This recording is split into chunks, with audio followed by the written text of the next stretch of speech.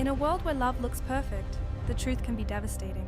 She was building an empire, carrying new life, and trusting the man beside her, until one quiet discovery shattered everything. While she dreamed of a future, he had been planning his escape, convinced he would walk away with half Darling, of what she keep built. smiling. But he made one fatal mistake. We wouldn't want anyone to know our little secret, would Because what we? he thought was his to take was never his This to liability touch. clause And in when the Section truth comes 4 to needs light, to be addressed it's not before we just a marriage proceed. that I agree. collapses. We'll It's cap his the entire exposure, illusion of then we control. move forward with the signing. From betrayal to rebirth, this is the story of a woman who didn't just survive. She rewrote the rules of the game. The lesson? Not every loss is a failure. Sometimes it's protection. The strongest foundations are built in silence, long before anyone tries to tear them down. And the moment you choose yourself, everything changes.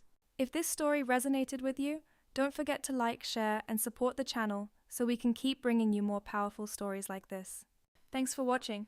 The email alert pinged, a quiet chime from her desktop that was almost lost in the hum of the lab's climate control.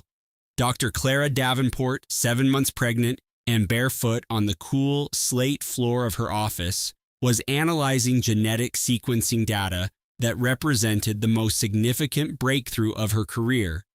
The subject line was from her automated SEC filing tracker. Her husband, Julian, was a partner at a private equity firm. The alert noted a change in a fund prospectus he managed. It was a footnote, buried deep in the legalese, mentioning a substantial personal litigation reserve set aside by a key partner. 4 days ago, he had set that reserve. 4 days ago, while she was with her sister, Amelia, debating shades of blue for the nursery walls. While she was finalizing the report for their groundbreaking clinical trial. While she was feeling their son kick for the first time. He had made his move, utterly confident he was about to seize half of everything she had built from a single cell. A biotech pioneer for a wife, a research empire on the verge of $1 billion valuation. He had been consulting with his legal team for over a year. He had a strategy. He had a folder in his private cloud storage labeled Project Liberty. But there was one document he'd never bothered to read closely, a clause from a funding agreement signed 5 years ago when Clara Davenport was 26 years old. And when Alistair Finch, the most feared divorce attorney in Boston, received the 300 pages of financial discovery, he went looking for the $500 million prize he was hired to secure. Instead, he found a joint brokerage account with $92,000, a brownstone on Beacon Hill, and a late model Audi. Julian Croft had spent 18 months drawing a battle plan to conquer a fortress that was never part of the kingdom. And now an arbiter was preparing to explain that to him in painstaking detail. Follow Clara's story, because the next chapter isn't about the money.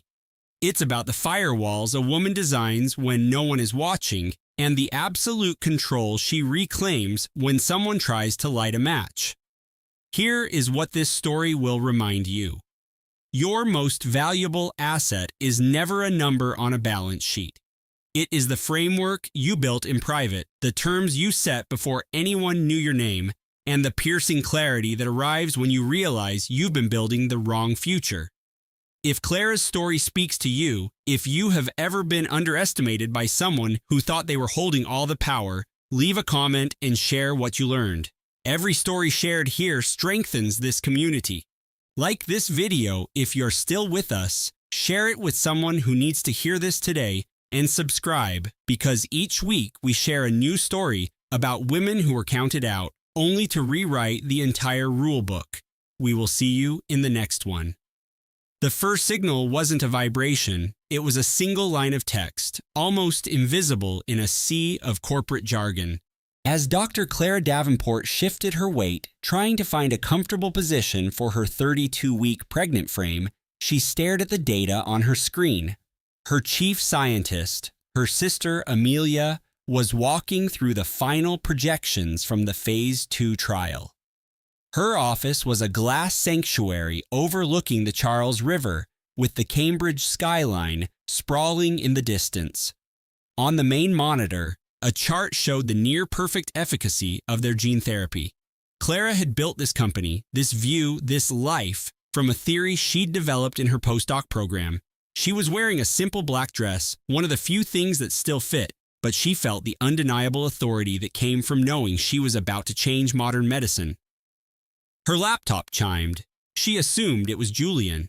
He usually messaged her around this time, typically with a photo from the golf course or the deck of his sailboat, his leisure a world away from her universe of cellular biology and data analysis. She wasn't wrong that it was about Julian, but the notification was not from him.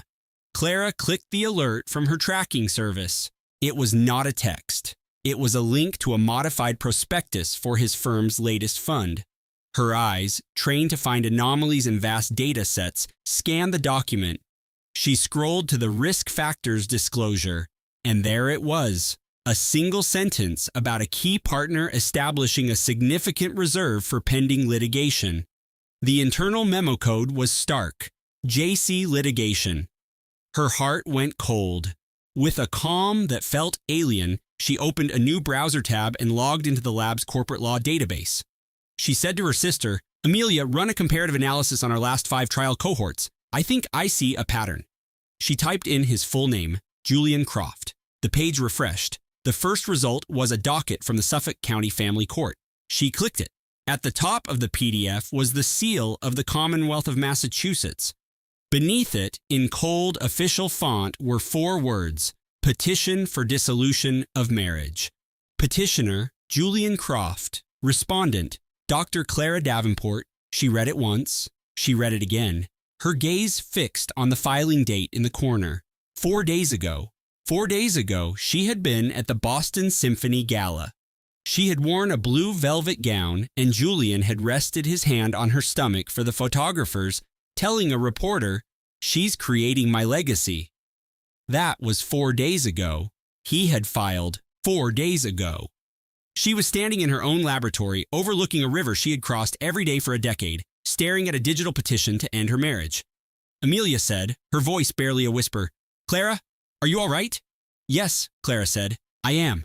Her voice was perfectly level. She noted it with a strange, scientific detachment. Her voice was a perfect sine wave, no deviation. She closed the browser window. She turned back to her sister. She smiled. She gave her final notes on the presentation. She looked at the faces of her research team on the video call and thought, "He filed. He actually filed. I am 7 months pregnant and just confirmed a medical breakthrough, and my husband filed for divorce." She did not feel anger. She was not ready for grief. When she could not process emotion, she formulated a protocol. It was her nature. An investor had once called it her superpower. Julian had called it detached. They were both right. She created a protocol now. 1, the baby is healthy. The last ultrasound confirmed it. Heartbeat strong, growth on schedule. The baby is the primary mission. 2, contact Eleanor Vance. Eleanor was the VC lawyer who structured her Series A funding. She would have the archives. 3, the founder's shield provision is inviolable. The provision was always inviolable. She was still running through the protocol when her team started signing off the call. Amelia walked over, looked at her face, then glanced at the laptop Clara had just closed. "Clara," she said. "Let's check the baby's activity first," Clara said, placing a hand over her stomach. "Then we'll talk." "I'm fine," Amelia said, her tone making it clear she knew Clara wasn't. She put her own hand over Clara's, a familiar comfort, and a moment later, a powerful rolling kick pushed back against them. The movement was insistent and strong, a small life asserting its presence, entirely unconcerned with legal petitions. Clara felt it. She took a breath. The kicking continued. She thought, that is the only data point that currently matters. After the meeting, she walked to the parking garage alone. The cool, quiet air of the underground garage felt like a sanctuary. She got into her car. She had the divorce petition open on the tablet resting on the passenger seat. In 8 weeks, a car seat would be there. She sat in the driver's seat. She called Julian. Voicemail. She called again. Voicemail. She sat in the silent car with her phone in her hand and the petition glowing on the seat next to her. The low electric whine of the car was the only sound, her own breathing. She opened a social media app. A notification from 4 days ago. The firm's official account had tagged Julian in a post. It was a picture from a team retreat in Nantucket. Julian was raising a glass, his arm draped casually around the shoulders of a new associate, a young woman named Isabel. "Did you see it?" Clara asked. Amelia's voice filled the car through the speakers. "See what? The trial data? It's already leaked to the biotech journals. The buzz is insane." "The petition," Clara said. "Julian filed for divorce." The silence that followed was complete, lasting exactly 2.3 seconds. Amelia was a scientist too. Then she asked, "When?" "4 days ago," Clara said. Another pause, longer this time, more thoughtful. "Clara," Amelia said, and her voice was suddenly sharp as a scalpel. "Does he have any idea what's in the Founder's Shield provision?" Clara looked at the picture of Julian and Isabel on her phone. She thought about the seed funding. She thought about Eleanor. She thought about the document Eleanor had insisted on, calling it a corporate prenup, the one that legally defined her ownership of the company and all its intellectual property as a premarital, non-divisible asset, shielded from all future personal liabilities, untouchable. For the first time since seeing that SEC filing, something other than ice flowed through Clara's veins. "No," she said, "he does not." She started the car. She drove toward Eleanor's law firm in the financial district. The steel and glass tower rose into the sky, a monument to the very world Julian thought he owned. For 10 years, Chloe had known this building. She was familiar with the cathedral-like hush of the main floor, the silent, swift ascent in the elevator to the 40th story. This place, more than any home she'd lived in, felt like the bedrock of her life.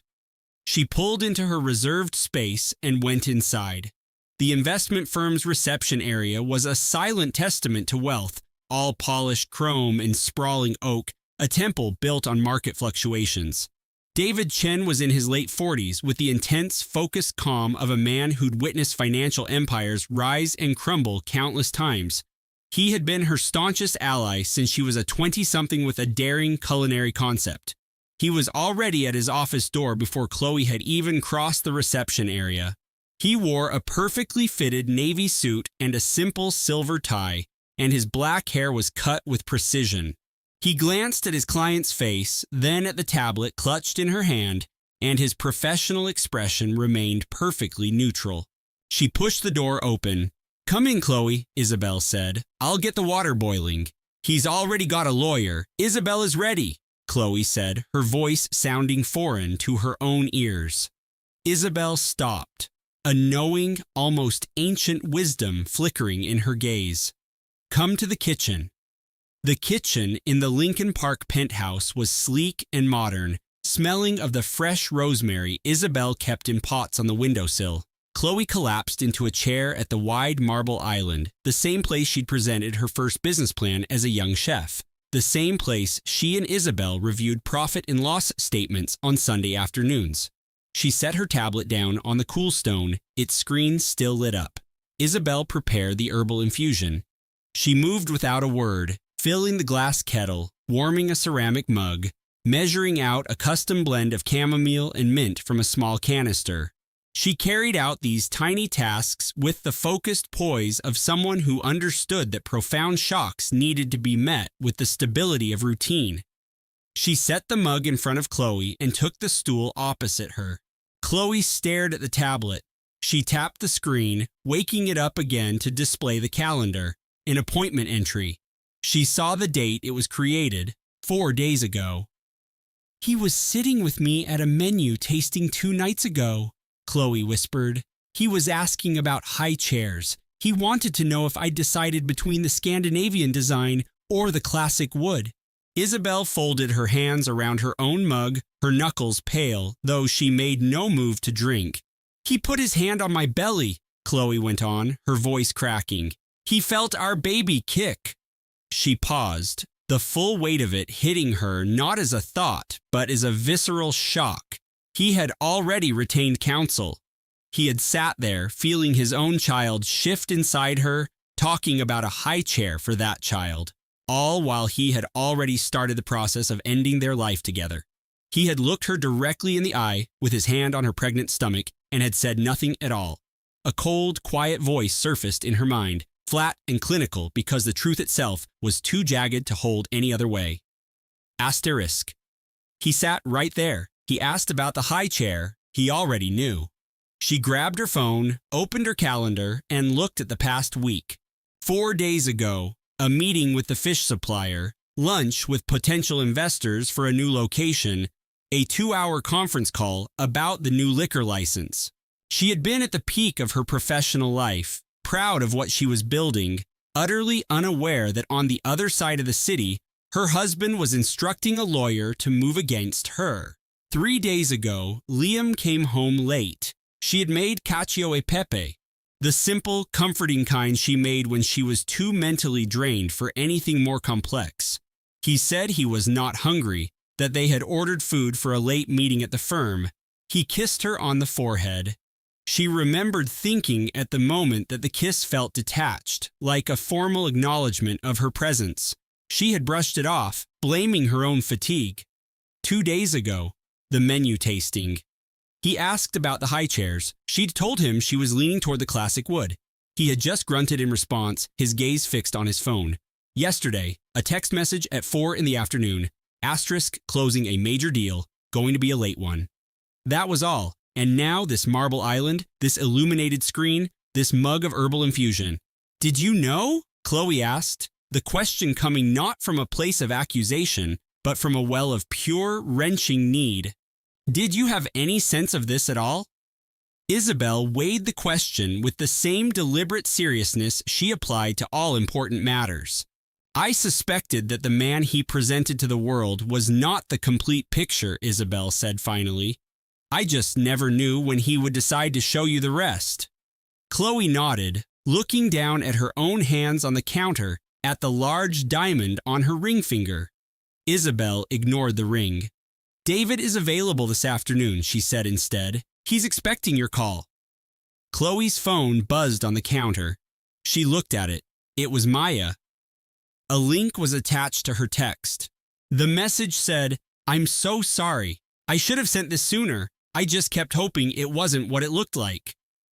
Chloe tapped the link. It opened Instagram, a photo from a page belonging to some junior analyst at Liam's firm, posted 3 weeks ago. Chloe had missed it. She had been in the throes of first trimester exhaustion, and her obstetrician had insisted she take a few days to rest. She'd told Liam to go to the team drinks, to be the boss. In the background of a group selfie, Liam stood with a young woman, a brunette in a red dress that was cut a little too low. His hand was resting firmly on the small of her back. It was not how a boss touches an employee. It was not a friendly gesture between colleagues.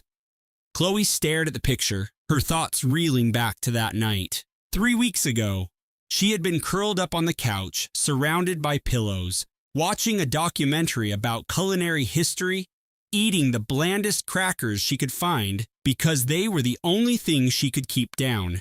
She had sent Liam a text at 9 p.m. saying she was going to bed. He had written back almost immediately, asterisk rest. Well, my love.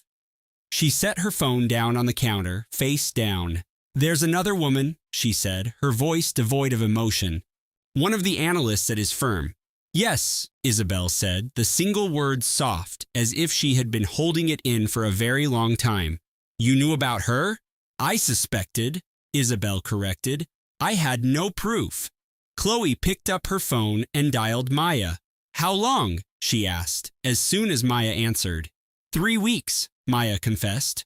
I saw that post. I am so sorry, Chloe. I just kept thinking, you were pregnant. You were so thrilled about the baby. I thought I was seeing something that wasn't there. You weren't, Chloe said. No, Maya said, her voice stronger now. I know. I'm just so sorry. Chloe drew in a long, steadying breath. That internal voice spoke again, not asking questions this time, but stating a clean, simple fact. Asterisk, I am not crazy. For months, I've felt this distance, and I convinced myself it was just stress, hormones, the long hours. I wasn't crazy. I knew. Call David, she told Isabel. Tell him I need him to get everything on Liam's private equity funds. I want every holding company, every offshore account, every single statement. I want the complete financial blueprint of my marriage. It's already in motion, Isabel said. He is waiting for you at 4. Chloe ended the call and met her mentor's gaze. Isabel was looking at her, her expression not filled with pity and not with fury. It was a look far more ancient and powerful than either. It was the expression of a woman who had sat at a similar table 30 years before and learned a soul-crushing truth about the man she had built a business with, and who had gotten up from that same table the following morning and put the kettle on. "Drink your infusion," Isabel said, gesturing to the mug. Chloe drank. It was warm, slightly sweet, and it anchored her to the moment. She looked at the calendar invite on her tablet. She looked at the picture from the bar still on her phone's screen. She saw the date the appointment was made. Then she turned off the screen, slid the tablet into her tote, and got to her feet. "I need to go see David," she said. "Yes," Isabel said. "You do." David Chen's office was on the 52nd floor of a glass tower in the Loop. He had occupied the corner suite for more than a decade. The decor was minimalist and modern, with shelves of art books instead of legal volumes, and the floor-to-ceiling windows provided an unobstructed view of Millennium Park, a perspective that made you believe, as you sat there, that the city's frantic energy was something that could be controlled. Chloe sat across from him. At 4:15 that afternoon, she was still in the clothes she'd worn for the morning rush at her restaurant. The thought of going back to the apartment she shared with Liam was unbearable. David was in his late 40s, a man who had orchestrated so many high-asset divorces that he had mastered the art of delivering devastating information with a blend of brutal efficiency and sincere compassion. A legal pad sat on the desk before him, already filled with handwritten notes. "Before we get into the financial strategy," he started, "I have to ask, how are you? Physically? And the baby?" "The baby is fine," Chloe stated. "My doctor confirmed it this morning." "Good," David said, nodding decisively. "That is the only thing that matters." Then he opened the first digital file, and they got to work. Over the next 45 minutes, David presented the entire sprawling architecture of Liam's financial empire. Chloe knew the broad strokes. She was a successful entrepreneur herself, but she had never seen it all laid out through the prism of a divorce, with the express purpose of understanding what her husband's legal team would try to hide. Legally hers to claim. The reality, Arthur explained in his measured, quiet tone, was almost nothing. The Hawthorne Family Trust was an ironclad entity constructed by her mother Catherine over 3 decades ago after her uncle's catastrophic divorce nearly liquidated the family's foundational tech investments. Catherine's reaction was to build a financial fortress. She had worked for a year with Arthur's predecessor to firewall every single asset. What Clara Hawthorne personally possessed, in her own name, on that particular morning was this: a single checking account holding just under $20,000, a small brokerage account with a balance of about $10,000, intentionally kept modest, her car, a new electric SUV worth perhaps $75,000, her jewelry, and her wardrobe. That was the sum total of it. What Clara Hawthorne did not possess, the stunning Pacific Heights penthouse she and Leo called home, which was owned by the Hawthorne Trust, her substantial income from Hawthorne Ventures, which was structured as carried interest and dispersed into a corporate holding, never her personal account. Her equity in the firm shielded by the trust. The family estate in Napa Valley shielded by the trust. The myriad of investment portfolios managed by the trust's financial advisors. The equity stakes in dozens of tech companies across the globe, all held by various entities under the trust's control. The international real estate, a similar arrangement. Arthur presented it with methodical clarity, slide by slide, document by document. Leo's counsel, Arthur stated, will file to divide all marital assets down the middle. They will be expecting to find a portfolio worth hundreds of millions to split. He let that statement linger in the conference room. What they will actually find, Arthur went on, is a joint savings account with $5,600 and a late model sedan. Clara stared at the documents arrayed on the table. She thought back to the first time Leo had inquired about the investment structure of Hawthorne Ventures. They had been together for half a year. She had interpreted his inquiries as sincere fascination, thinking he was captivated by her career and wanted to understand her world on a deeper level. She had believed this was the feeling of being truly understood and heard. She had cheerfully diagrammed the entire ecosystem of their limited partnership and fund structures. She had even sketched out the hierarchy on a cocktail napkin for him, beaming with pride over the portfolio companies she had personally championed. She recalled now how he seemed to be memorizing every detail. The memory started to coalesce, not as a sudden crash of a wave, but as a slow, creeping tide of ice. Their first dinner. He had clearly done his homework. Back then, she'd thought it was charming. He knew her favorite obscure restaurant in Sausalito, knew she preferred sparkling water to still, knew she'd earned her MBA at Stanford. This man, she had mused, is incredibly thoughtful. She saw it clearly now. This man was incredibly thorough. The proposal, it took place at the Napa estate among the vineyards, with him on one knee as her mother watched misty-eyed from a balcony. Clara had been 30. She had just been made a full partner at the firm. The timing had felt magical, as if fate were serving up the most flawless version of her life in a single perfect moment. She now knew he had timed the proposal to align with her promotion. The conversation about a prenuptial agreement, he had been adamant with a sincerity she now understood was a finely honed performance, that he refused to sign one. A prenup, he had argued, felt like planning for the end before their beginning had even truly started. He professed to love her for her with no conditions. She had been profoundly moved by the gesture. That was the initial glaring warning sign, Arthur said, almost as if he was reading her thoughts. A man of modest finances who turns down a prenup isn't a romantic. He's an investor playing the long game. He was positioning himself, Clara said, the words feeling like poison on her tongue. Precisely, Arthur Finch agreed. The partner meetings, about a year after they were married, he'd asked if he could observe one. She had proudly invited him. He had posed surprisingly astute questions about valuation caps and liquidation preferences. She had viewed it as a sign of a supportive husband, thinking his deep interest in her work was a form of respect. She understood now. He was mapping the territory. The moment of clarity had come then, sharp and intensely private. It was a Sunday afternoon in January, just last year. Leo was supposed to be on a 2-day trip to an art gallery, opening in Los Angeles that had extended into a 4-day excursion. His excuse for the delay seemed perfectly reasonable. She hadn't given it a second thought. But when he returned, an unsettling feeling lingered. That night, unable to sleep, she found herself in their home office, opening her laptop to organize their shared cloud storage, a task she'd been putting off. Signs your partner married you for money. She had typed the phrase into a search engine, seen the list of articles, and stared, paralyzed, for a full minute before snapping the laptop shut.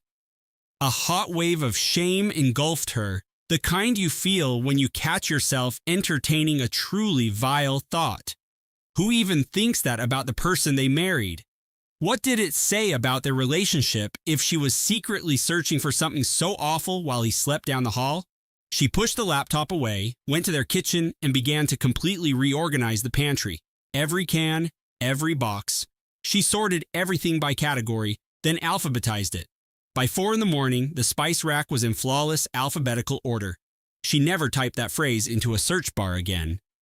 I alphabetized our entire pantry at 2 a.m., she thought, sitting there with Arthur, a mountain of legal documents separating them, because I couldn't stand to look at what I was really asking myself. She spoke the words out loud, her voice a fragile whisper. Arthur offered her a look of deep understanding. It is an exceptionally common avoidance strategy, he told her. The brain devises methods to shield itself. Mine was shielding the wrong party. Clara whispered back. When their meeting concluded, Arthur escorted her to the private elevator. He said, Leo's team will start the discovery process immediately. They will enter the negotiations anticipating a colossal payday. When they realize what is actually negotiable, there will be a profound and swift reaction. I need you to be prepared for that. What sort of reaction? Clara asked. The sort, Arthur said, selecting his words with great deliberation, that a man exhibits when he finally pries open a treasure chest he has dedicated years to acquiring, only to discover it is entirely empty. A wave of profound relief washed over Clara once she was back inside her car, enveloped by the cool silence of the underground garage. She didn't turn on the ignition. She simply sat, her gaze fixed on a gray concrete wall, and concentrated on her breathing. In and out, slow and deep, just as her prenatal yoga teacher had instructed. The baby shifted within her, a soft, rolling sensation, as if Sophie were merely changing positions in her sleep. Clara laid both hands on her stomach. The concrete pillar before her seemed vast and unyielding. The air was thick with the scent of cold stone and exhaust fumes. From a lower level, a car alarm shrieked for a few seconds before abruptly ceasing. A fluorescent fixture on the ceiling above emitted a steady, low hum. She remained like that for a full 5 minutes, and she did not let her mind drift to anything specific. She just breathed, felt her daughter's movements, and allowed the sorrow and the chill and the quiet to exist, without any attempt to analyze or resolve it.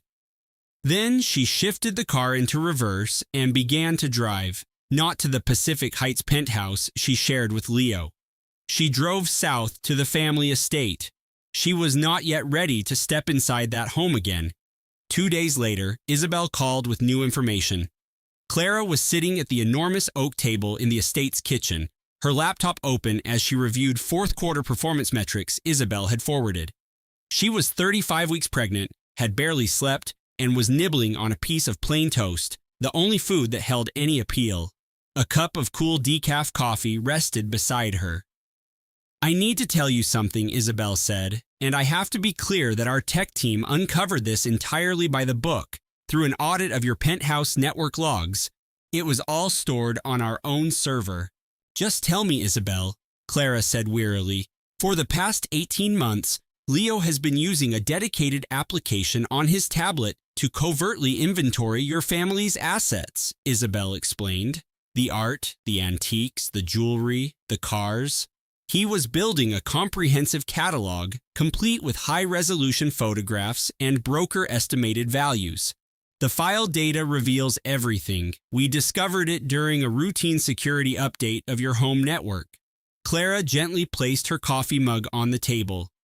How extensive was his catalog? She asked, her voice perfectly level. We've indexed more than 300 individual items so far, Isabel replied, and we suspect that's not all of it. Clara was perfectly still.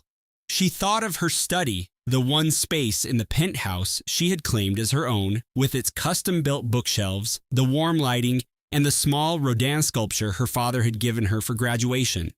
She could see herself working late in that room, with Leo appearing at the doorway to wish her goodnight, his shoulder casually resting on the frame. She had always felt a surge of affection seeing him there. She had thought, here is a man who adores me. She had understood his presence as love. He was estimating the value of the sculpture on her desk. The realization struck her like a physical blow. He viewed our marriage as an asset acquisition. I convinced myself his fascination with my life was a sign of devotion. It wasn't devotion. It was due diligence. There is something else, Isabel said. Tell me. He also had a private forensic accounting firm on retainer. That was about 1.5 years ago, Sophia said. They put together an incredibly detailed profile on the Vance Architectural Group using public records and whatever else they could scrape from the internet. It's a polished piece of work, very professional. And? Amelia asked. All the surface-level information is correct, Sophia explained. Revenue projections, the official valuations of the properties, but it's completely blind to the trust structure. The real ownership is firewalled in private documents that never see the light of day. They viewed the Vance Group as a standard corporation where the CEO held a controlling personal stake. They assumed I owned a majority of the company, Amelia said. Precisely, Sophia replied. He dedicated 18 months to building a financial picture of you that was flawlessly accurate on the outside and fundamentally wrong about where the wealth is actually held. Amelia glanced at the blueprint designs still open on her monitor. She remembered Arthur on the balcony of their Chicago condo just 2 days before he had her served with divorce papers, asking her about the final plans for the baby's room. He had been so calm, so engaged. He approved when she described the custom-built crib she'd commissioned. He had watched her with an expression she had tragically misinterpreted as love. She saw it clearly now. It was the look of a financier who believed his investment was about to pay out. He did all the due diligence, she thought. He spent 1.5 years on this hostile takeover, and he still misread the entire market.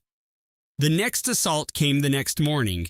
Sophia called at 8:30 a.m., her voice deliberately neutral, which always signaled terrible news. Arthur's lawyer is Marcus Thorne, Sophia said.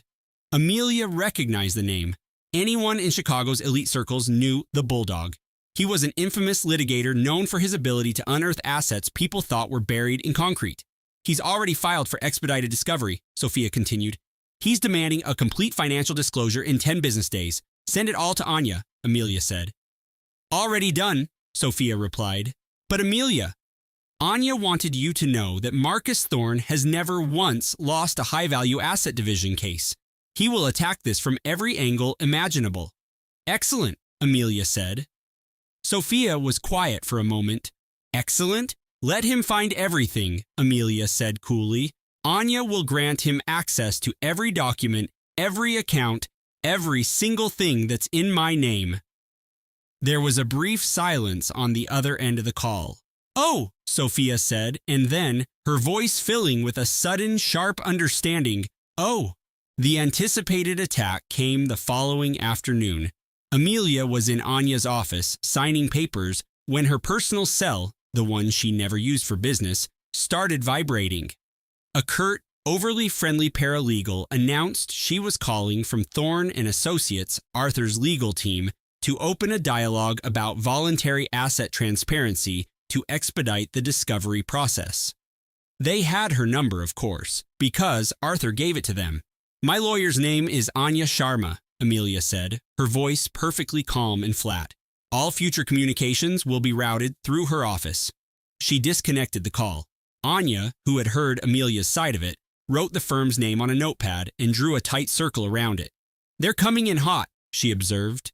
Yes, Amelia replied. They think they've struck gold. That night, Amelia typed out a message to Isabel Hayes. It wasn't an accusation. It was an invitation.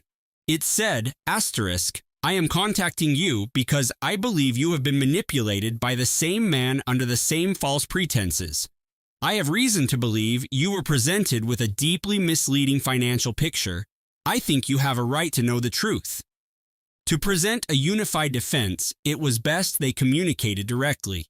Anya set up a video call for the next day.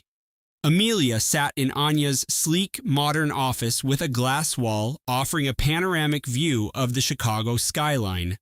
On the monitor, Isabel appeared, streaming from what looked like her small, cramped apartment studio.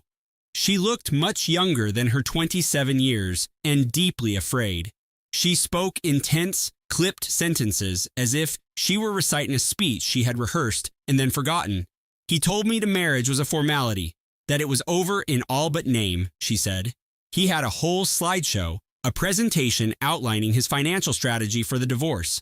He told me you had a massive personal equity stake in your family's architecture firm and that Illinois law gave him the right to half of it. He had the numbers down to the dollar. He said you two hadn't been close in years, that you were completely absorbed by your career. He told me the pregnancy complicated his timeline, but that you would be handsomely rewarded for the inconvenience. He told me, Isabel continued, that once the divorce was final, we could begin our life together. He had an entire investment plan for our future. He'd already looked at properties for us in Lincoln Park. She paused, and the faint sound of an elevated train rattled through her microphone. There's a hidden file in the presentation folder, Isabel said. He called it Project Freedom. Amelia looked over at Anya, whose face was unreadable. Anya met her gaze, a silent inquiry in her eyes. What is it you need from us? Amelia asked, her voice steady, a moment of hesitation. I want to be completely removed from this, Isabel said. I made a terrible mistake. I thought I knew who he was, and I was wrong. Another pause. I found the entire digital folder. The one with all his research on your finances. He had it organized by asset class. When I realized what it was, she trailed off. This is not a crime I want to be an accessory to. Would you be willing to provide a sworn statement? Anya asked, her tone shifting from supportive counsel to sharp litigator. Yes, Isabel whispered. A beat passed. I am so sorry. I didn't understand what he really was. I know I made my own choices, I have to own that, but I didn't see the whole picture. Amelia studied the young woman's face on the screen. Thank you for telling us the truth, she said. We will be in contact. She ended the call, and the monitor went dark. The room was still. Project Freedom, Anya said, the phrase heavy with contempt. Of course, Amelia responded, turning back to the table. She was already making notes on a legal pad. That will be our Exhibit A. Anya looked at her client. How are you, really? Amelia thought about it for a second. Honestly, I'm livid, she said. I am finally incandescently livid. Before this, I was just numb, then shattered. Now I'm angry. Good, Anya said. Yes, Amelia agreed, not looking up from her notes. It's about damn time. Marcus Thorne received the asset disclosure portfolio on a Tuesday morning at 9:15. His paralegal brought it into his office. It was a single, remarkably thin, leather-bound folder. From Anya Sharma's office, the paralegal said. A bike messenger just dropped it off. Then he was gone. Marcus stared at the folder. He was accustomed to getting disclosures delivered in bankers' boxes. Huge files signaled complex finances, and complex finances signaled a historic case with a staggering payout. He had been looking forward to this battle. He poured a steaming cup of coffee from the pot on his credenza. He opened the portfolio to the table of contents. He started to read. He turned to the first page. He turned several more. His coffee went from hot to lukewarm beside him, untouched. The first tab, personal depository accounts, one checking account, one savings account, both holding modest balances. He looked at the savings account with a small frown. $4,217. It was the kind of money a college student might have, not the heiress to an architectural dynasty. He flipped to the following section, tangible personal property. One vehicle, a 10-year-old Subaru Outback, a jewelry inventory appraised by a certified expert valued at $63,000, with notes indicating most of it was inherited before the marriage.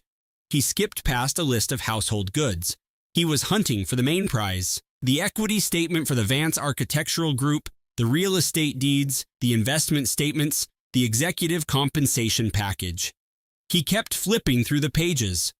He went back to the beginning. He reread the cover letter signed by Anya Sharma. It was 3 paragraphs long, composed in the carefully calibrated prose of a lawyer who had been waiting her entire career to send a letter just like this. The letter confirmed that the enclosed documents represented a full and legally certified accounting of all personal assets registered in the name of Amelia Catherine Vance. It stated that the disclosure was submitted in complete accordance with the court's order for discovery. It mentioned that identical documentation had been filed directly with the court. It wished Marcus and his team a diligent and satisfying review. Marcus Thorne sat at his massive oak desk with the slim portfolio, his cold coffee, and a few dozen pages that added up to almost nothing. He picked up his desk phone. He dialed Arthur. Arthur answered on the first ring, his voice electric with excitement. "You get it?" he asked. He sounded like a man who was sure he held a winning Powerball ticket.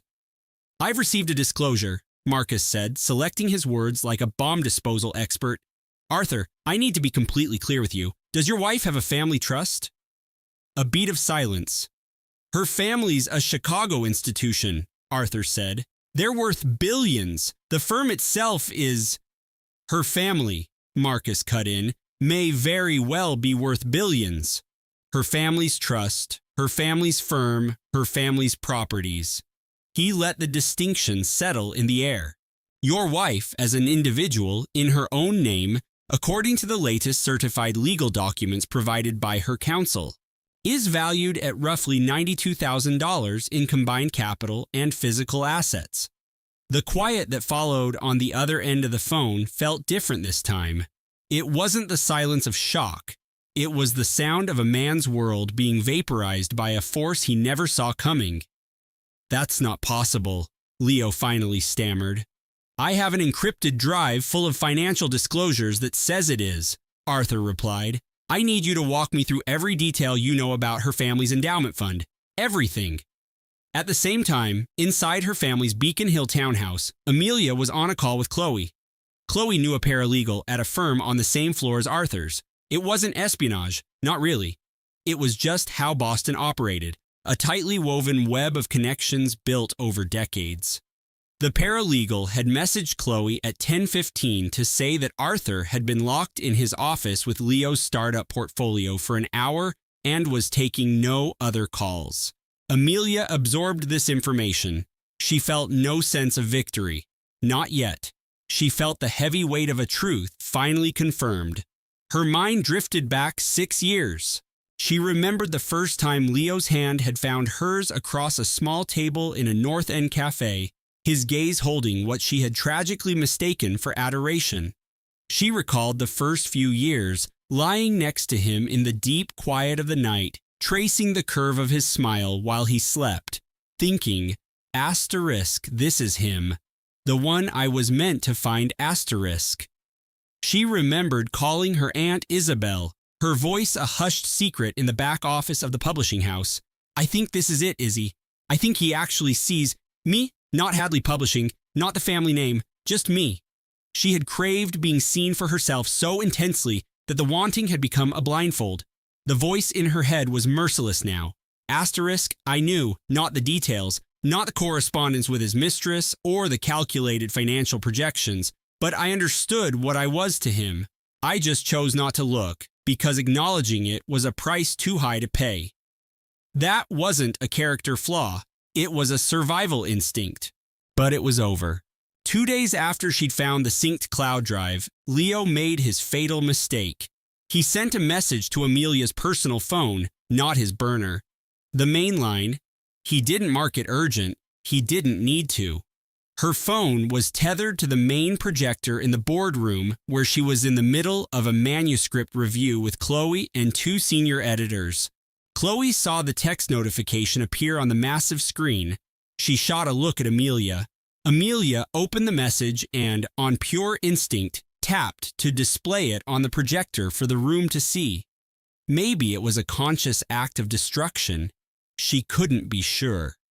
Leo's words filled the screen. He was coming apart. The cool, confident tech founder who had charmed her at dinner parties asking about paint colors for the nursery was gone.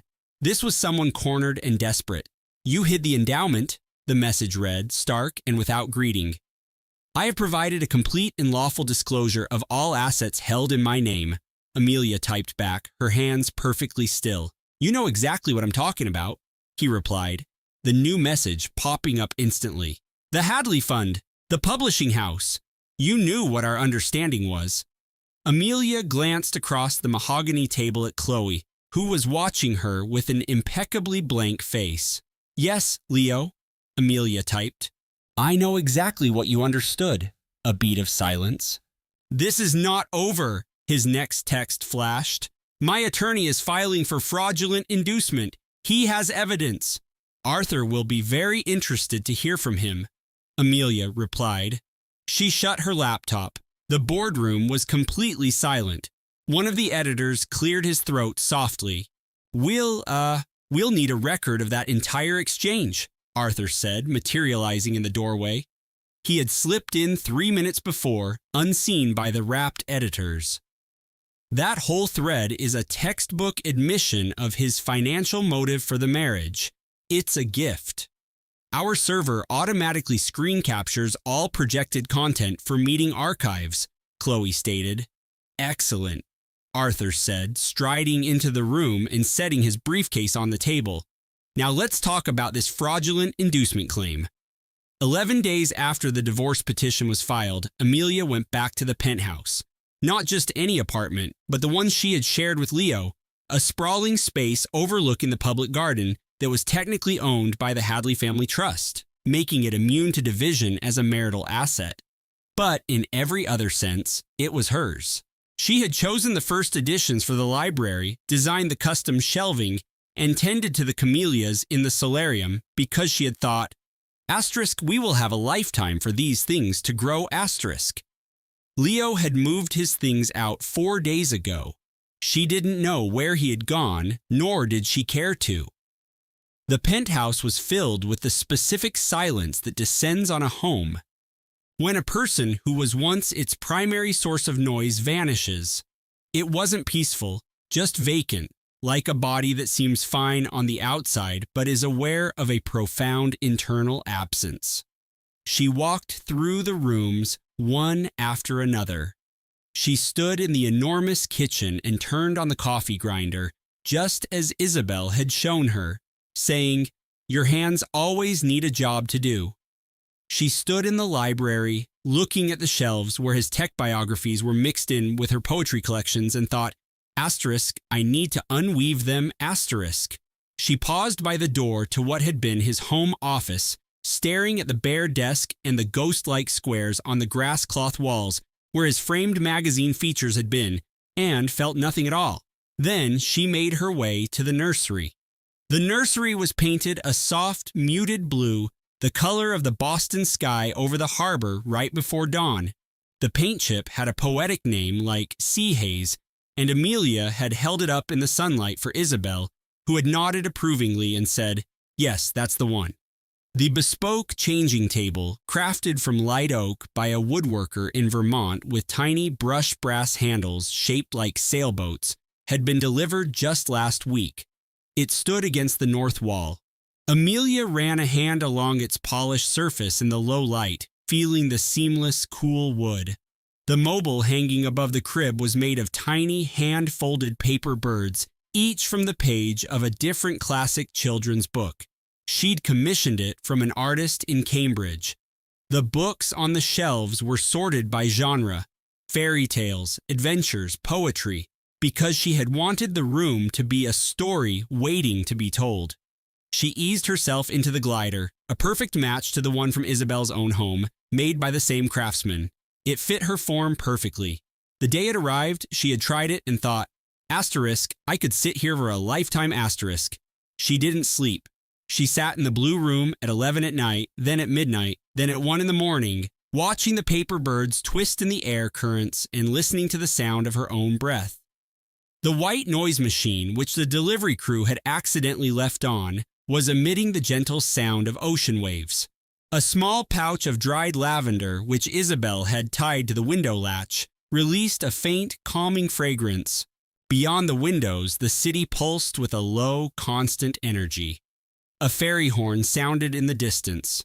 The old building made its own quiet sounds, the subtle creaks of wood and plaster settling with age. She started talking to Clara. "I knew," she whispered, her voice a ghost in the dark room, illuminated only by a nightlight Chloe had found, a little glowing moon that cast a soft, watery light across the ceiling. Not everything, but enough. I knew something was fundamentally wrong, and I looked away because I was so tired of being by myself. Clara rolled inside her, a slow, fluid motion like tide turning. "I had built this enormous life for myself," Amelia whispered. "An entire publishing house, a legacy. And I was just so profoundly lonely inside of it. I just wanted someone to share the quiet with." She stopped, thinking of the late-night searches of his ex-girlfriend's social media, the meticulously organized investment plans in his private folder, of the 1,000 tiny moments where she had made an active choice to be blind. The rawest thought, the one she had never dared give voice to, finally broke the surface. At some point, being loved for the wrong reasons had felt safer than not being loved at all. That was the true mistake. Not trusting him, but needing that trust so desperately that her own need became a reason to stop asking questions. She let that truth land in the quiet room. It settled around her without judgment. The paper birds were still.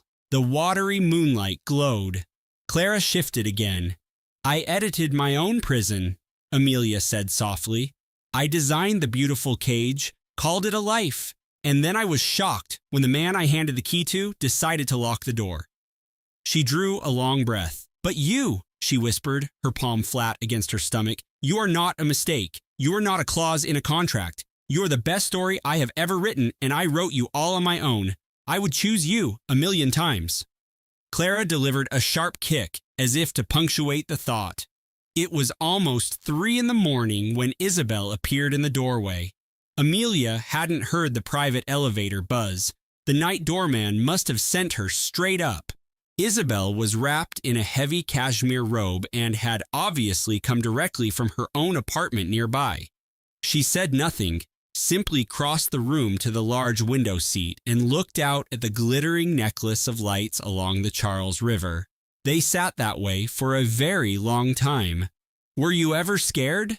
Amelia asked at last. "And after Leo left?" Dr. Evelyn Reed considered the inquiry with the calm precision of a lifelong academic. "The morning after he walked out," she began, "I felt a profound sense of paralysis. I was 44 years old, with 2 children and a research department to manage, and I remember just sitting on the floor of our empty house thinking, what am I now? What am I if not his partner?" She paused, her eyes tracing the distant outline of the Olympic Mountains. "But then the sun rose over the Cascades," she went on, "and I stood up and ran the morning diagnostics on the telescope array. And the next day, I did it again. And the day after that." She turned her gaze to Aris. "You don't discover your new orbit by staring into the void. You discover it by showing up every single dawn and running the diagnostics."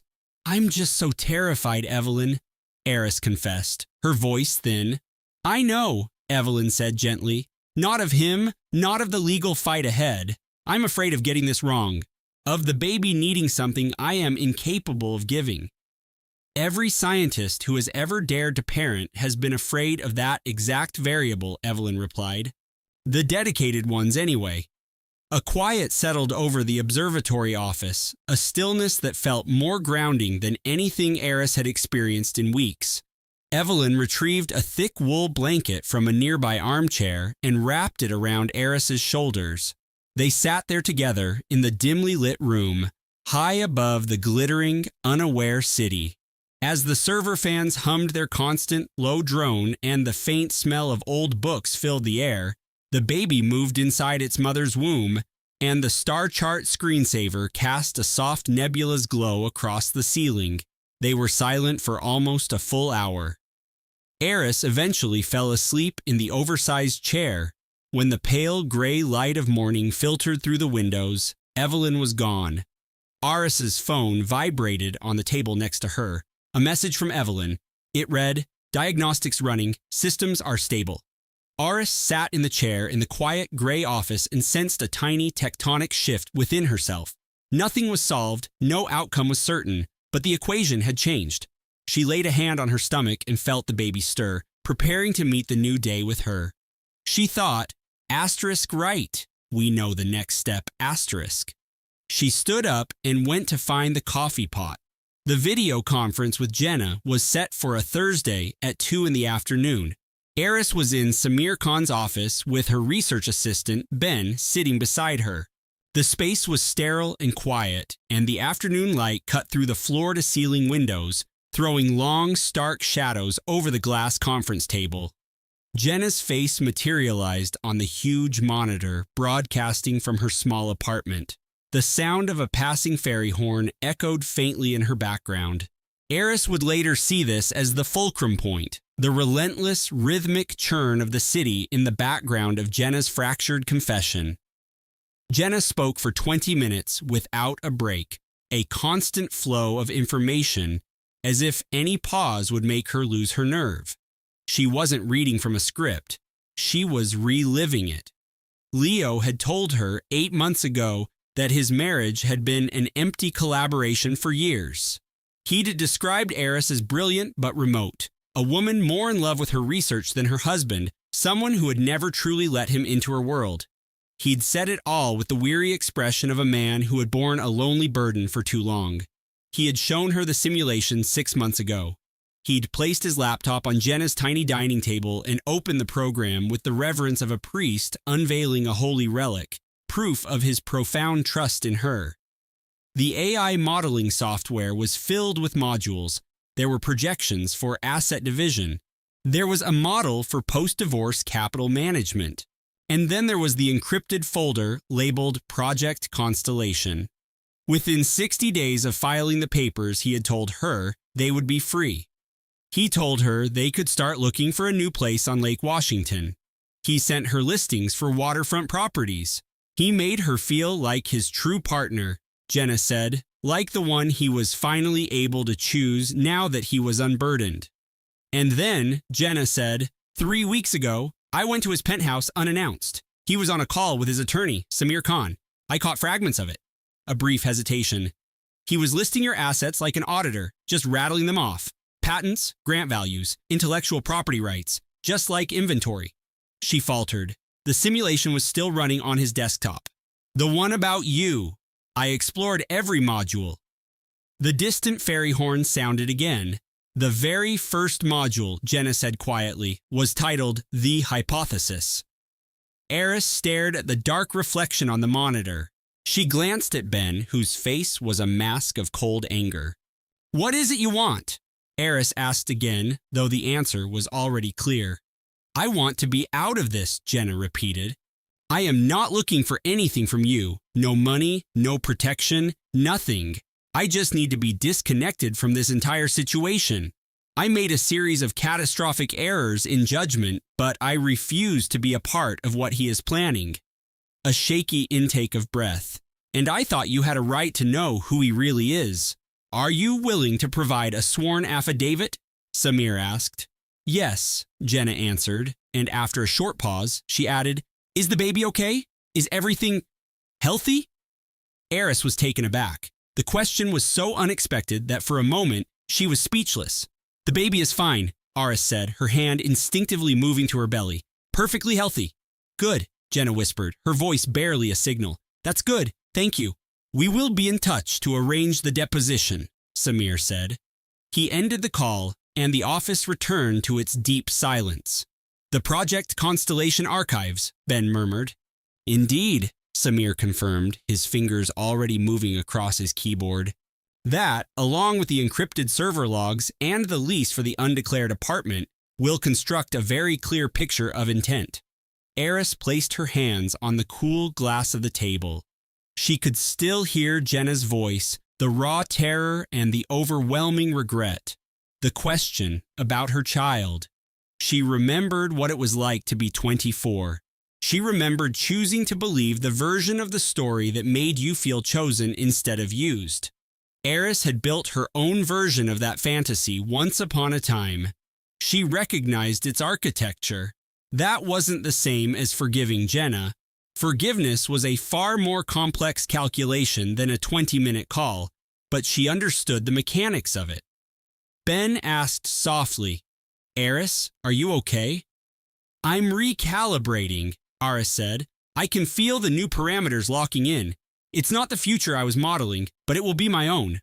The narrative changed to the small private actions of reclaiming her data. They were not dramatic public statements, but quiet, systematic fortifications. She methodically changed the encryption keys for all her research, not because she thought Leo had them, he didn't, but because every new key felt like another firewall coming online in a system only she could command. She scheduled a lab-wide progress meeting for the following Tuesday. Not a crisis meeting, just a standard review pushed forward by a week. She drafted and sent the agenda herself instead of having Ben do it. The break in protocol was immediately noticed by her team.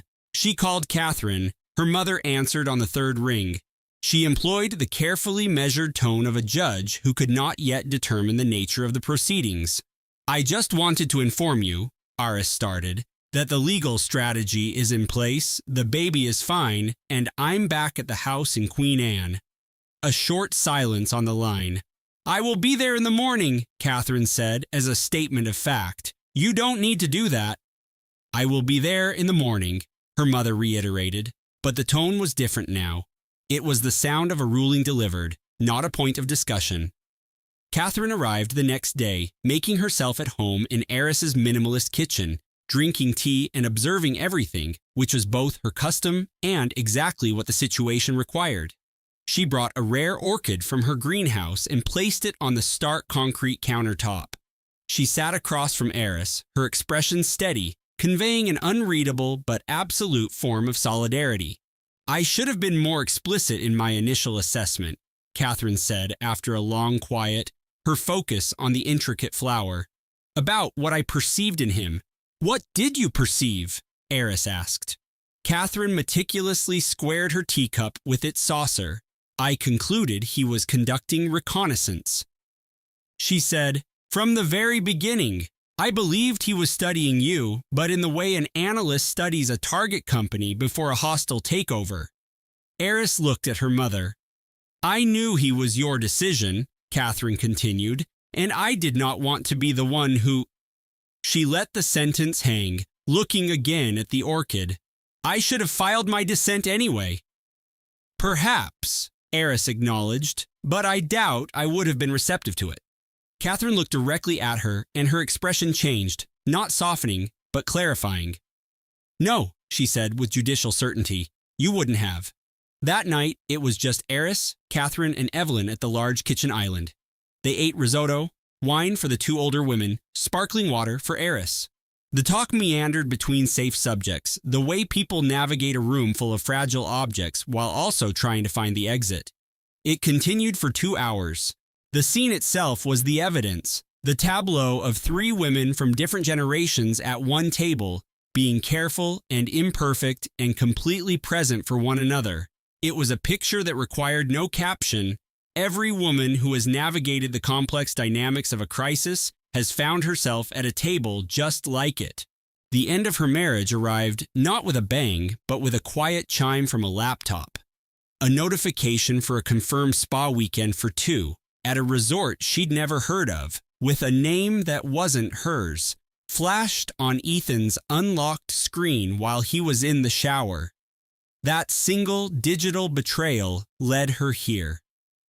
To the cold, impersonal conference room in her lawyer's downtown Chicago office, where Leo Finch had just hung up the phone. He's doing it, Leo said, his voice calm. Marco Vance just filed the motion.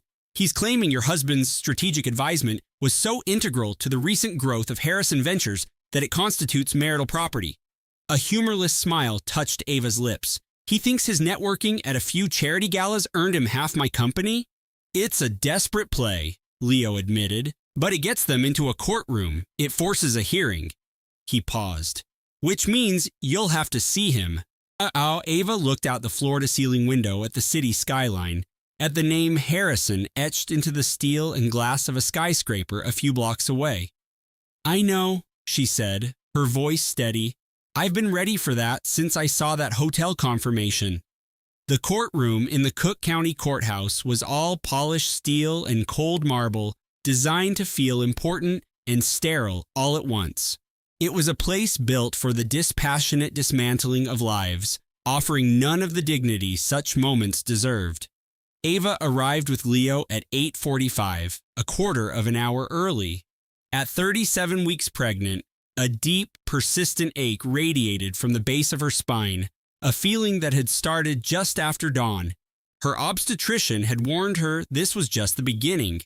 She wore a bespoke charcoal gray maternity suit that still, thankfully, buttoned neatly over her stomach, her dark hair pulled into a severe, elegant twist she normally reserved for board meetings. Settling at the respondents' table, she arranged a single file in front of her and scanned the gallery. Her business partner, Chloe, was there. Her longtime executive assistant, Maria, was there too. She had asked them to come not for support, but to bear witness.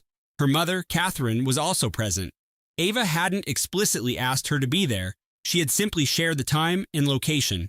Her mother's appearance was its own silent declaration.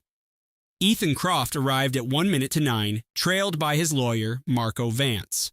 He was wearing an expensive suit, but it seemed to hang on him, and the face that had once been boyishly handsome now looked strained and thin. Ava noted the details with a cool, clinical distance that felt foreign.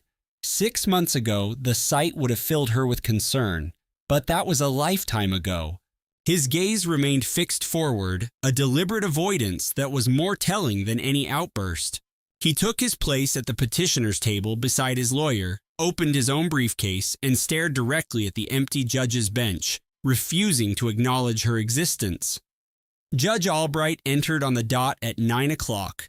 She was a woman in her late 50s, with sharp eyes behind reading glasses and an air of someone who had seen every possible permutation of wealth, ego, and heartbreak that could pass through a divorce court. She moved to the bench with an efficient, no-nonsense pace. "Croft versus Harrison," she announced, her voice clear and firm. "We're here to hear the petitioner's motion regarding marital contributions to the Harrison Ventures Family Trust. Mr. Vance, you have the floor." Marco Vance stood. He was smooth and confident, every bit the high-priced lawyer Ethan had undoubtedly paid for. He launched into his argument with theatrical precision, painting a picture of Ethan as the unsung genius behind Harrison Ventures' recent successes. He claimed that the firm, while established long before the marriage, had seen unprecedented growth due to Ethan's networking and brand strategy. He presented magazine articles mentioning Ethan's Midas touch. Some were from just last year. He had a financial analyst on call, prepared to testify about market valuations. He spoke for 24 uninterrupted minutes. After he sat down, Judge Albright looked over her glasses at him. "Mr. Finch," she said, "your turn." Leo stood up. He presented a single item for the court's consideration, a thick, leather-bound document, the original incorporation papers for Harrison Ventures. "Your Honor," Leo said, his tone even, "Harrison Ventures was incorporated by my client's grandfather the year Ava Harrison learned to walk. She met the petitioner, Mr. Croft, 28 years after its founding. The firm has evolved, of course, as any successful company does, but the foundational ownership structure, the very entity Mr. Vance claims was built on his client's recent influence, predates this marriage by nearly 3 decades. He then sat down. Judge Albright examined the document. She noted the date stamped on the cover, then set it down heavily on her bench. Her gaze shifted to Marco Vance. The room was suddenly devoid of sound. It was the kind of quiet that falls when a messy, complicated argument is suddenly rendered starkly and irrevocably simple.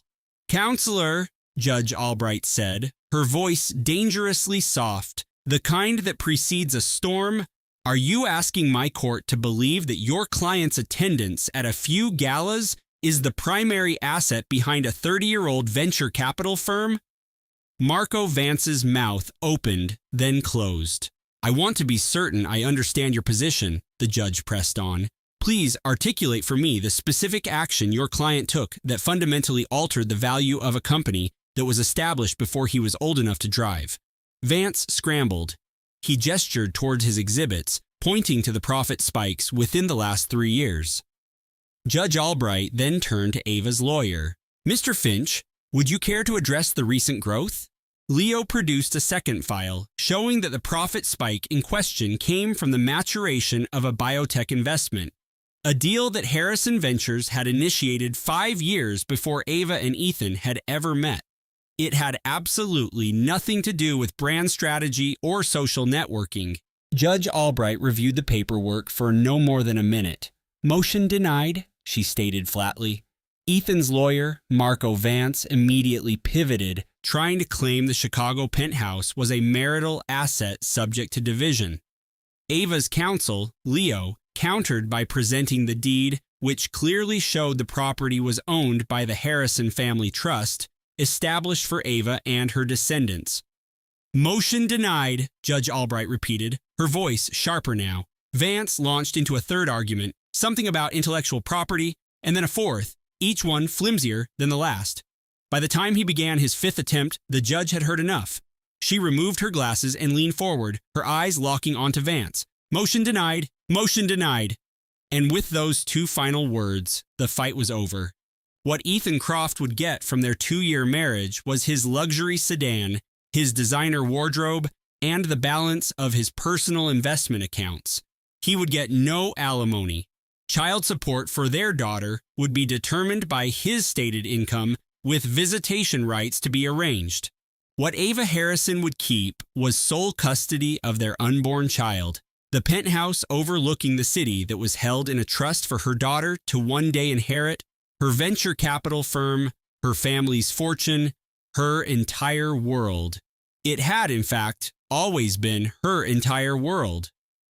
The gavel came down, the sharp crack of wood echoing through the silent courtroom. As the formal proceedings dissolved and the low murmur of conversation returned, Ava calmly packed her single file into her briefcase. There was no longer any reason to feel rushed. Across the room, Ethan was locked in a furious, whispered argument with Marco Vance, whose professional poise had finally cracked, revealing the face of a man who realized he'd been sold a bill of goods. And then Ethan looked up. He turned his head, and his eyes met Ava's for the very first time that day. She held his stare, her own gaze clear and resolute. She had nothing to hide, no part left to play. She looked at him with the quiet, unshakable power of a woman who had sat alone in her home office at 2 a.m, staring at the cold, digital proof of his betrayal, and had not only survived it, but had arrived in this room stronger for it, knowing she would walk out completely intact. She knew she would continue on long after he was a memory. He stared back, and she saw the precise instant that the truth landed. Not the legal arguments, he'd been briefed on those for weeks, but the deeper reality of it all. The moment he truly grasped that the life he thought he was building with her had never really been his to claim, that the power he imagined he wielded was just a reflection of hers. That the woman standing across the courtroom from him had always been exactly who the name on the skyscraper proclaimed her to be, a Harrison. His role had been temporary. Her name was the bedrock. He was the one who broke eye contact first. Leo was suddenly at her side. "Ready?" he asked gently. "Yes," Ava said. She lifted her briefcase and walked out of the courtroom without a backward glance. Down in the cavernous underground parking garage, the same polished concrete, the same low hum from the electric charging ports, she settled into the driver's seat of her car and just sat for as long as she needed. This time, there was no incriminating laptop open on the passenger seat. The seat was completely empty. In about 3 weeks, a top-of-the-line infant car seat would be professionally installed right there. She sat in the quiet. It was not the crushing, hollow silence she remembered from that first night of discovery. This was a different kind of quiet. It was the silence of closure. The quiet that had followed the verdict was the silence after a landslide, the unnerving stillness when everything has already fallen away. This was a different kind of quiet. This was the peace that settles after the storm has passed. She started the engine. At her Aunt Lena's apartment, they ate risotto around the large oak table in Amelia's own kitchen. Lena, her sister Maya, her cousin Leo, and Amelia. The conversation steered clear of the legal proceedings. Instead, they discussed Maya's upcoming architectural pitch in Dubai, Lena's plans for a trip to Kyoto, and an article Leo was writing about advances in bioprinting. It was a perfectly ordinary dinner. Chloe Sterling Harrison came into the world on a Tuesday. Her arrival was at 6:44 in the morning, following a 20-hour labor that was exhausting but without complication. She was born in a private suite at the Birchwood Maternity Center, where Dr. Sharma had been a senior obstetrician for 14 years. She was 7 pounds and 4 ounces, had a full head of dark hair, and wore a look that Dr. Sharma playfully noted belonged to a person who seemed to believe she was already behind on her schedule. Maya was in the waiting area. Lena was there too. Amelia hadn't specifically requested their presence. She'd given them the due date, and when her contractions began at 10 p.m. the night before, she sent out one short group text. They were waiting when her car pulled up. This, in its own right, felt like a complete narrative. At 6:44 a.m., Dr. Sharma laid Chloe on Amelia's chest, the skin-to-skin contact they had planned, just as all the modern research recommended. Chloe was small and warm and radiated the kind of profound confidence only newborns possess, having just achieved something monumental without yet knowing the world would teach them to second-guess such triumphs. Amelia held her daughter, the room filled with the unique hush that follows a birth, a collective release of breath, as if the air itself acknowledged a permanent shift in the universe and was allowing a moment for it to sink in. She gazed down at Chloe's face. Chloe stared right back. The serious expression was already there. It was unmistakably hers. It was the face of someone who had arrived with an agenda. "Hello?" Amelia whispered. Chloe's gaze remained unwavering. "I know," Amelia murmured. "I have things to sort out as well." The frantic voice in her head, the one that had screamed and cried for months, was now the quietest it had ever been and the most resolute. "I thought this moment, having her, would be the happiest of my life, but also the most painful because of Arthur. I was mistaken. Lying here, I feel nothing about him. Not victory, not grief, not rage, none of the weight I assumed I would carry forever. There is only this warmth, this tiny breath, this person. I was so afraid of doing this on my own, but I'm not by myself. I never was. I was simply searching for a partner in the wrong man." Chloe's hand moved, her miniature fingers wrapping tightly around Amelia's. The first week was precisely what a first week is. A cycle of 2-hour feedings, the stunning and absolute tininess of a 7-pound person, and a specific kind of weariness that, against all odds, contains something not quite happiness, but much more enduring. The white noise machine from the nursery was on, its soft hum filling the corner of the Manhattan hospital suite. A small lavender sachet sat in Amelia's overnight tote. They were small comforts, arranged months ago for a version of this day that was never meant to be, but they were still exactly what she needed. Her sister Maya brought food every day, soups and sandwiches designed to be eaten with one hand while the other supported a newborn, a detail Maya had researched with the same focus she gave her company's quarterly earnings reports. Her Aunt Lena arrived with the cashmere blanket from the nursery on the second day. She sat in the visitor's armchair and held Chloe for almost a full hour while Amelia fell into a deep, restorative sleep, the first real sleep she'd had since the labor began.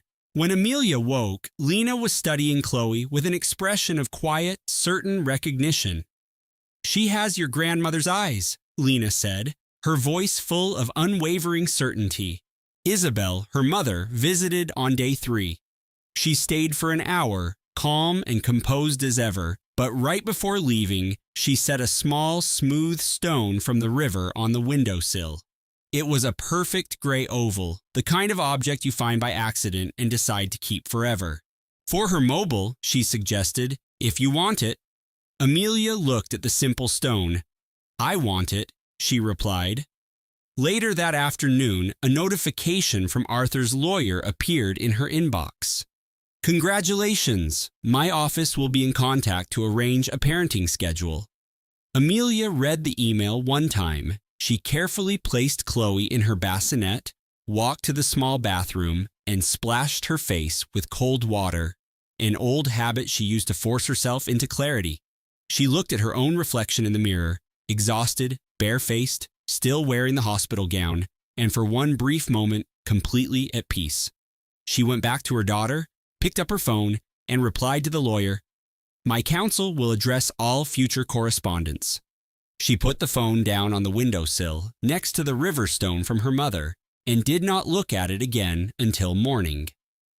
The final chapter of their marriage closed on a Friday afternoon. Chloe was 11 days old. Amelia was at the enormous oak table in her Upper East Side townhouse. She was staying there for the time being, a decision that hadn't been formally made but had simply happened, the way the most important choices sometimes do. Chloe was fast asleep in a carrier strapped to Amelia's chest. Her little face was pressed into her mother's shirt with a serious determination, as though sleeping was a job that required her complete focus. Julian, her own attorney, had sent the final divorce decree by messenger. It arrived in a plain manila envelope without ceremony, just his firm's name in the corner. Amelia tore it open at the table. She scanned the pages, signed her name where indicated, and put the pen down. Maya, who had been reviewing blueprints for a new tower on her laptop at the other end of the table, their weekly Friday meetings having moved to the townhouse kitchen 2 weeks ago, closed her computer. Lena, who was steeping tea, stopped what she was doing. Isabel, who had come over with fresh flowers and seemed to have no plans to leave, looked up from her phone. "It's done," Amelia announced. After a moment, Maya reopened her laptop and said, "I'll have the revised specs for the Dubai project ready for our Monday call." Lena brought the tea to the table. Isabel put her phone away and said, "Those peonies are lovely, but where do you keep the vases in this house?" Chloe slept through it all. The morning light poured through the tall, east-facing kitchen windows, illuminating the table, the tea, the flowers, the signed documents, the sleeping baby, and the women who, in their individual ways, with their own stories and their own styles of coping, were simply present for each other. Amelia took a sip of her tea. It was hot, slightly bitter, and absolutely real. 6 weeks after Chloe's birth, Dr. Evans cleared Amelia for light activity. She started with a 30-minute walk each morning in the townhouse's walled garden, enjoying the crisp early spring air. She loved the quality of the light at that hour, before the city had fully come to life. The flagstone path wound past the tidy flower beds, followed the high brick wall, and looped through a small herb garden where Lena grew mint and, later in the season, heirloom tomatoes. The stone was cool under her sneakers, and the air carried the scent of damp soil and the first hints of new growth, the slow but steady progress of a garden that was well cared for. From the farthest part of the path, she had a clear view of the ornate wrought iron gate. The letter S for Sterling was worked into the design, catching the early morning sun. She rarely thought about the company during these walks. She looked at the garden. She thought about her great-grandmother, who had bought this house when she was 31, the same age Amelia was now. She thought about Lena at 44, standing at the kitchen island waiting for tea to brew, and the simple act of waking up every day. This is what's mine, she thought. Not the inheritance, not the properties, the act of getting up. That was always mine. 8 weeks after Chloe was born, Amelia returned to the Sterling Group for the first time. It was only for the Monday morning strategy meeting, not a full-time return. She walked into the building with Chloe in her carrier, crossed the vast marble lobby, and took the elevator up to the 14th floor, the space that had been her professional world for the last 4 years. She saw how everyone who passed them paused for a second, a reaction that was not just about the baby. Maya had planned the meeting with her usual meticulous attention to detail. The agenda was short and to the point. A soft playmat was laid out in a corner of the conference room. It was even listed on the agenda as an available amenity. A privacy screen was positioned nearby. The coffee was excellent. Chloe slept for the first 40 minutes, then woke and watched the presentation on the Dubai Tower with a look the chief operating officer later described as displaying a healthy level of skepticism. The other board members, Amelia noted, appeared to share the baby's opinion. The meeting was productive. The Sterling Group was doing well. It had always done well. It would continue to do well. 10 weeks after Chloe was born, Amelia called Miss Reed. She made the call by herself, not from her lawyer's office or with Maya listening in. She sat in her own home office, the one with the good afternoon light and the framed archival photograph of the firm's first project from 1962, and she dialed the number. The woman picked up on the second ring. "Amelia," she said. "I wanted to inform you," Amelia said, "that everything is complete. All legal matters have been resolved. You don't have to be a part of this lie for one more second. There was a pause. Thank you, the woman said. Thank you. I'm not calling to be your savior, Amelia said, because she was fundamentally a person who told the unvarnished truth. Model. I'm making this call because I see you now, at 31, and it brought back how it feels to force yourself to trust a man because facing the truth is just too devastating. I've walked that same path. Another long pause hung in the air. And the little one? Celeste asked. She's perfect, Ava said. So observant. She already seems to have a discerning palate. A sudden, sharp laugh came through the phone, the sound of someone releasing a tension they'd held for years, surprised by a moment of pure relief. Good, she said. She gets that from you. Yes, Ava answered. She certainly does. After hanging up, she sat for a moment in the quiet of her study. Then she moved to the living room, where Olivia was in her high-tech swing, mesmerized by the morning sun creating patterns on the hardwood floor, a focus she reserved for all things bright and new. Ava brewed a pot of Earl Grey, then stood at the window looking out over her herb garden, letting her mind drift without purpose, free from any problems that needed solving or fires that needed putting out. The breakthrough didn't strike like a bolt of lightning. It arrived as a quiet realization in the gentle morning glow. It was the kind of clarity that comes only after you've endured the worst, only to find yourself standing in your own kitchen, holding a warm mug, with a baby who is utterly captivated by a sunbeam. The door was never locked. I was the executive chef of this restaurant group, this brand, this life. I created the concept. I built the menu. I understood every single ingredient and technique. And for so long, I allowed myself to believe that without a man to share it with, none of it was truly whole. But it was always whole. It just needed the right person to savor it. That person was me all along. Now, the right people are us. The narrative had come full circle, ending precisely where it began, at Dr. Peterson's clinic. The same brick building, the same parking garage, the same quiet elevator. It was time for Olivia's 2-month wellness check. Ava carried her in the infant carrier that had become a permanent fixture in the passenger seat of her SUV since she'd brought her home. She walked through the glass doors of the health center, across the lobby, and toward the pediatric check-in counter. After signing in, they found a seat in the waiting area. Her phone buzzed in her purse. It was Julia. The message said, Liam's lawyers are asking about the offshore tech investments again. Marco is on it. Just wanted to give you a heads up. Don't let it ruin the appointment. Ava skimmed the text before looking down at Olivia, nestled in her carrier beside her. Olivia was staring up at the ceiling, where a mobile of pastel-colored sea creatures was slowly rotating. It was a classic waiting room fixture doing its job perfectly, and Olivia was giving it her usual intense consideration. Someone's making noise about the money again, Ava whispered to her. Olivia remained focused on the mobile. Marco's handling it, Ava reassured her. Olivia turned her thoughtful gaze toward her mother. You're right, Ava conceded. It's completely unimportant. She slid the phone back into her purse. A nurse appeared at the doorway and called out Olivia's name. Ava picked up the infant carrier, brought her daughter toward the exam room, and gave no further thought to Liam, his legal team, the tech investments, or any of the chaos from the last 4 months. Her mind was occupied only by Olivia's weight and Olivia's length.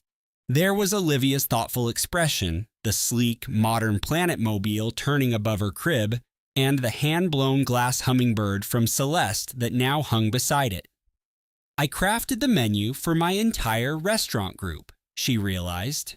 I can craft this new life too. I know the recipe. I've always known it. I just needed to remember. The most important thing I ever created wasn't a Michelin star, a portfolio of restaurants, or a culinary brand. It was this breath, this warmth, this unique, incredible, and irreplaceable little person, observing the world and already concluding that she has things to understand. The door to the examination room clicked shut behind them. Olivia took in the new space with her observant eyes. Ava looked at Olivia. Outside, the Boston Harbor mist was finally lifting, giving way to the real spring, the confident spring, the kind that doesn't make excuses for the winter that preceded it, the kind that just arrives, the kind that flourishes. This narrative was thoughtfully composed, refined, and individually polished by our creative team to offer you insight, connection, and a story that resonates.